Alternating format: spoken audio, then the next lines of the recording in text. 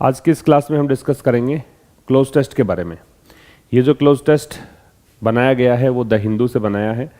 तो अभी जैसे आपको एक सिलेबस में बताया भी गया था एसएससी मेंस के लिए कि वहाँ जो क्वेश्चंस आपसे पूछे जाने हैं, पैसेज, क्लोज टेस्ट, ये सब द हिंदू या फिर किसी न्यूज़पेपर से पूछे जाने हैं। तो इसीलिए अब न्यूज़पेपर से ही ये क्लोज टेस्ट बनाया है। कैसे इसको करने की अप्रोच होनी चाहिए वो आप समझ जाओ। ये स्टार्ट करते हैं कि कैसे क्लोज टेस्ट हल किया जाए। क्लोज टेस्ट हल करने के लिए सबसे पहले तो बता दूं आपको कि 3 चीज़ों की आपको आवश्यकता पड़ेगी। जो मैं हमेशा कहता हूं कि न्यूज़पेपर रीडिंग से आपको 3 चीज़ों पे कमांड प्राप्त होता है, एक वोकैब पर, एक ग्रामर पर और एक कॉम्प्रिहेंशन पर। ठीक है ना। तो आपको ग्रामर भी आनी चाहिए, आपको वोकैब भी आनी चाहिए, आपको ट्रांसलेशन भी आना चाहिए, कॉम्प्रिहेंशन मतलब समझना भी होना चाहिए। तो यहाँ सबसे पहले तो क्या होता है कि जो 4 ऑप्शंस आपके पास होते हैं उन सबका मीनिंग आपको पता होना चाहिए। दूसरा, पूरा आप ग्रामर लगाएंगे, आसपास सेंटेंसेस पढ़कर, ऊपर नीचे सभी सेंटेंस पढ़कर ग्रामर भी आप लगाएंगे। उसके बाद सेंटेंस को ट्रांसलेट करेंगे या कॉम्प्रिहेंड करेंगे। इंग्लिश मीडियम से हैं तो सीधा कॉम्प्रिहेंड कर लेंगे, गो थ्रू करते करते समझ में आ जाएगा। हिंदी माध्यम से हैं तो फिर आपको पूरा इसको ट्रांसलेट भी कर लेना है मन ही मन में। उसके बाद में सही ऑप्शन का चुनाव करके उसको फिल करना होता है। तो देखिए क्या कह रहा है, in its latest dash decision, अपने जो भी हाल ही में एक निर्णय हुआ है उस निर्णय के अंदर तालिबान रेजिम का मतलब गवर्नमेंट होता है, ऑर्डर होता है, सरकार को कह सकते हो, सिस्टम को कह सकते हो। तो तालिबान सरकार ने हैज़ अनाउंस्ड, इसने अनाउंस किया है, अ बैन, एक प्रतिबंध लगा दिया है, किस पर, फीमेल स्टूडेंट्स पर, स्टडिंग इन यूनिवर्सिटीज़, वो फीमेल स्टूडेंट्स जो कि पढ़ रही हैं कहाँ पर, विश्वविद्यालयों में। तो अपने इस डिसीजन, ये जो डिसीजन है, ये डिसीजन कैसा हुआ, ये नाउन है। यहाँ पे जो भी आप लगाओगे वो एडजेक्टिव लगेगा। यहाँ जो भी आप वर्ड लगाने वाले हैं ये नाउन हो गया आपका, और इसमें जो भी वर्ड आपको चाहिए होगा पहले वाला वो एडजेक्टिव चाहिएगा। ठीक है, क्योंकि नाउन का मॉडिफायर एडजेक्टिव होता है। अब एक बात और देखिए कि तालिबान जो सरकार है, तालिबान जो मतलब सिस्टम है, वहाँ पे तालिबान की ही सत्ता है अफगानिस्तान में, इसने अनाउंस किया है, बैन लगा दिया है फीमेल स्टूडेंट्स पर। तो ये जो डिसीजन आप देखिए कि जो आप स्टूडेंट्स पर बैन लगा रहे हो, उनको पढ़ने नहीं दे रहे हो, तो डिसीजन कैसा हो सकता है। अब आ जाइए आप ऑप्शन पर। रीजनेबल का टोन है वो पॉजिटिव होता है। अगर कोई डिसीजन रीजनेबल है इसका मतलब वो डिसीजन सेंसिबल है, मतलब उचित है। ठीक है, तो ये तो उचित डिसीजन है नहीं कि आप किसी विद्यार्थी को पढ़ने नहीं दे रहे हो, ये तो उचित किस तरीके से हो सकता है। आउटरेजस जो होता है इसकी टोन नेगेटिव है। टोन नेगेटिव का मतलब ये नकारात्मक प्रकार का शब्द है। ये आएगा तब जब इसका मतलब होता है अनयूजुअल, शॉकिंग या एट्रोशस। एट्रोशस का मतलब होता है क्रूर। अनयूजुअल कह सकते हो, शॉकिंग कह सकते हो, एट्रोशस कह सकते हो। ठीक है, तो ये डिसीजन कैसा है, क्या ये अनयूजुअल, शॉकिंग या एट्रोशियस डिसीजन है। ह्यूमरस है, इसका आप टोन कैसे भी ले सकते हैं, पॉजिटिव ले सकते हैं टोन इसका, ह्यूमरस, हास्यास्पद। वैसे अगर नेगेटिव लेंगे तो उपहासात्मक लेंगे। तो इसका मतलब होता है कॉमिक, फनी, जब मजाक में हो, मतलब मजाक किया हो, उसको बोलते हैं। फिल्दी का टोन नेगेटिव है, और फिल्दी का मतलब होता है डर्टी, या फिर इसे कहेंगे डिंजी, या इसे कहेंगे मर्की, या इसे कहेंगे ग्राइमी। तो ये इसका मतलब क्या होगा, फिल्दी का गंदा होगा। ठीक है, तो अब देखिए कि ये जो डिसीजन है कैसा है। सीधी सी बात है कि पॉजिटिव तो नहीं आना चाहिए, क्योंकि आप किसी विद्यार्थी को पढ़ने से वंचित कर रहे हो। तो इसका मतलब ये दोनों तो ऑप्शंस काट दीजिए आप। बच्चे आपके पास ये 2 ऑप्शन। अब डिसीजन जो है वो फिल्दी नहीं हो सकता, डिसीजन गंदा थोड़ी ना हो सकता है। तो इसलिए डिसीजन के लिए आउटरेजस आ जाता है। इसका प्रोनाउंसिएशन होगा आउटरेजस। और जिन वर्ड्स के एंड में OUS होता है, वैसे ही बताया था एडजेक्टिव है, तो ये देखो ये एडजेक्टिव है, OUS यहाँ पे है, ये भी एडजेक्टिव है। तो आउटरेजस हो जाना चाहिए, क्योंकि ये एक शॉकिंग डिसीजन है, एक प्रकार से क्रूड डिसीजन है। और तालिबान जो सत्ता है उसने अनाउंस किया है, बैन लगा दिया है। बैन किस पर लगाया है, याद रखिएगा, बैन जिस पर भी आप लगाओगे उसके लिए ऑन का प्रयोग करते हैं। तो यहाँ तो बिना कुछ सोचे समझे आप ऑन ऑप्शन का चुनाव कर सकते हैं। ठीक है, तो बैन लगाया है, बैन लगाया किस पर है, ऑन का प्रयोग होगा। अब आ जाइए नेक्स्ट में, कह रहा है the cabinet meeting decision. Cabinet meeting, अब यहाँ जो इनका मंत्रिमंडल सत्ता संभाल रहा है, उनका जो डिसीजन है वो एक ऐसा डिसीजन है, मतलब इन्होंने काफ़ी सारे डिसीजन लिए हैं, सीरीज है एक डिसीजंस की, उस सीरीज में ये जो डिसीजन है ये ऐसा डिसीजन है that wipes out. Wipe out का मतलब होता है डेस्ट्रॉय।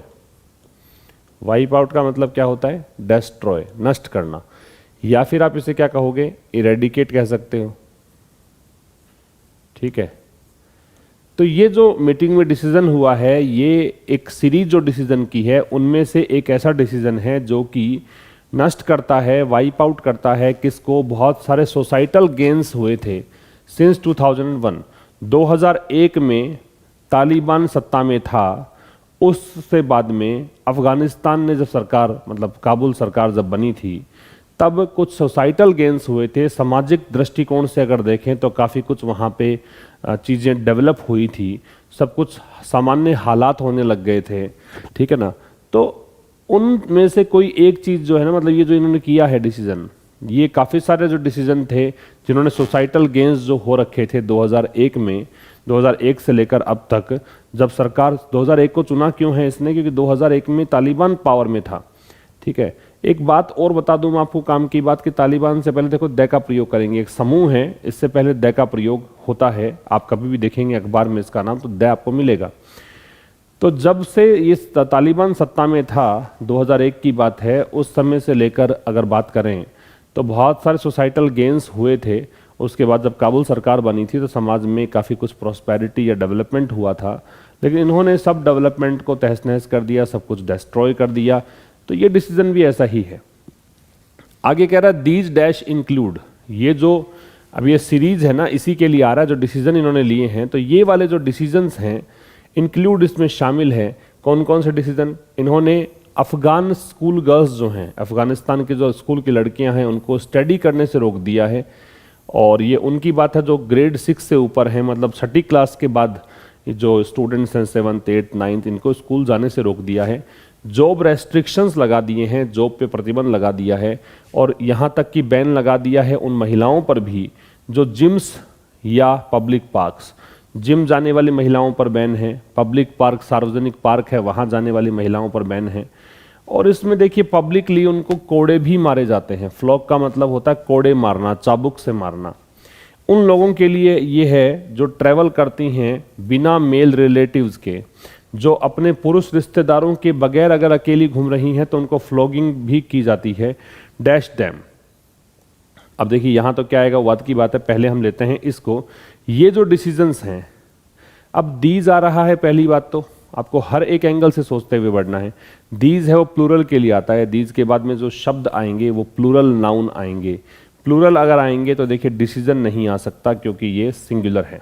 ठीक है, आपके पास ऑप्शन बचे पैंग। पैंग का पैंग भी प्लूरल नहीं है, और पैंग का मतलब होता है सफरिंग, पीड़ा या कष्ट को बोलते हैं, सफरिंग कह सकते हैं। या फिर पैंग का मतलब आप क्या ले सकते हैं?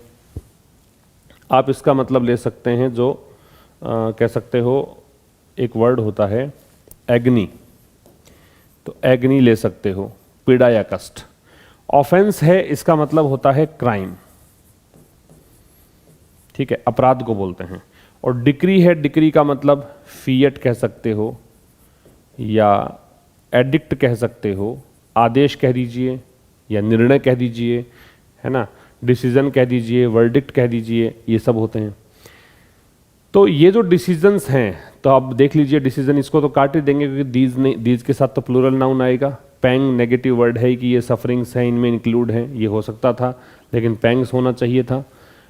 ऑफेंसेज है, अपराध हैं, ये हो सकता है, हालांकि इन अपराधों में शामिल है, लेकिन आपने ऊपर दिया कि जो डिसीजन लिए थे ये डिसीजन उस डिसीजन की सीरीज में से एक है, तो ज़्यादा बेहतर विकल्प क्या हो गया? डिक्रीज, है ना, डिसीजंस की बात कर रहा है। तो ये उन डिसीजन में से एक है जिन्होंने सोसाइटल गेन्स को क्या किया है, मतलब डिस्ट्रॉय कर दिया है। और उनमें शामिल क्या क्या है ये सब बताया। तो यहाँ तो आ गया डिक्रीज। आगे अगर देखेंगे तो बैन लगाया है महिलाओं पर, जो पिछली स्लाइड में ऑन लगाया था वो यहाँ से भी समझ सकते हो आपकी ऑन कैसे आ रहा है। विमेन डैश जिम्स, अब वो महिलाएं जो जिम में हैं। देखिए टेम्परेरी रूप से कोई स्टे करता है ना, आप जिम में जाते हो 1-1.5 घंटा 2 घंटा एक्सरसाइज करोगे वापस लौट आओगे, ऐसा तो है नहीं परमानेंट वहाँ पे स्टे करोगे। ऐसे पब्लिक पार्क में जाओगे घूमोगे वापस लौट आओगे। तो जब टेम्परेरी स्टे होता है कहीं पर आप उपस्थित हैं, उसके लिए प्रेपोजिशन एट का प्रयोग किया जाता है, तो यहाँ पे आएगा एट, ठीक है। और फिर कह रहा है पब्लिक फ्लॉगिंग्स उनकी होती है उन लोगों के लिए, उन महिलाओं के लिए जो ट्रैवल करती हैं बगैर मेल रिलेटिव्स के। और ये बगैर मेल रिलेटिव्स के कौन से मेल रिलेटिव्स हैं जो कि उनको करते हैं, तो यहाँ एक वर्ड है सपोर्टिंग, जो उनको सपोर्ट करते हैं, जो उनको लाइक करते हैं, जो उनको हैंडल करते हैं, जो उनको शैपरन करते हैं। शैपरन एक नया शब्द है, इसका मतलब होता है संरक्षण देना, ठीक है। खास करके पास्ट में ऐसी व्यवस्था हुआ करती थी कि कोई महिला है, कोई वृद्ध महिला है, वो कुंवारी लड़कियों के साथ में जो अनमैरिड गर्ल्स होती थी उनके साथ में पब्लिक प्लेसेस पर जाया करती थी उनको संरक्षण देने के लिए। खास करके महिलाओं के लिए यूज़ होता है, लेकिन पुरुषों के लिए भी यूज़ हो सकता है, ठीक है। तो ये वो मेल रिलेटिव्स के बगैर अगर जा रही हैं, और मेल रिलेटिव्स कौन से, जो उनको शैपरन करते हैं। शैपरन करते हैं मतलब उनका संरक्षण देते हैं, कि वो इनके साथ इसलिए उपस्थित है क्योंकि वो उनको संरक्षण देना चाहते हैं, ठीक है। तो ये खास करके अनमैरिड वीमेन के संरक्षण के लिए पब्लिक प्लेसेस पे जब वो जाएंगे तो उनके साथ देने के लिए शैपरन वर्ड का प्रयोग होता है। तो बिल्कुल अप्रोप्रिएट वर्ड ये है। अब ये हैंडल तो वैसे भी नहीं लगेगा क्योंकि टू तो दे नहीं रखा कि मेल रिलेटिव्स टू हैंडल, टू के साथ V0 लगता तो सोचते, फिर तो ING ही बनता है। तो ING लाइकिंग तो बिल्कुल भी अप्रोप्रिएट नहीं है यहाँ पे कि पसंद करते हैं वो पुरुष हों, तो ये तो वैसे ही एंटी हैं इस प्रकार चीज़ों के, तो इसलिए ये काट देंगे। सपोर्टिंग या शेपरनिंग में से लेना था, ये एकदम प्रॉपर वर्ड हो गया संरक्षण देने के लिए, ठीक है। इसलिए 2 नंबर आपका आंसर होगा।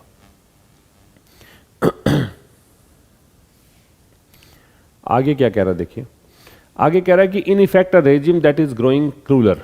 अब कह रहा है प्रभावी रूप से अगर देखें, इन इफेक्ट अगर देखें तो जो रेजिम है, जो सिस्टम है, जो ग्रो हो रहा है क्रूलर मतलब काफ़ी ज़्यादा निर्दयी होता जा रहा है।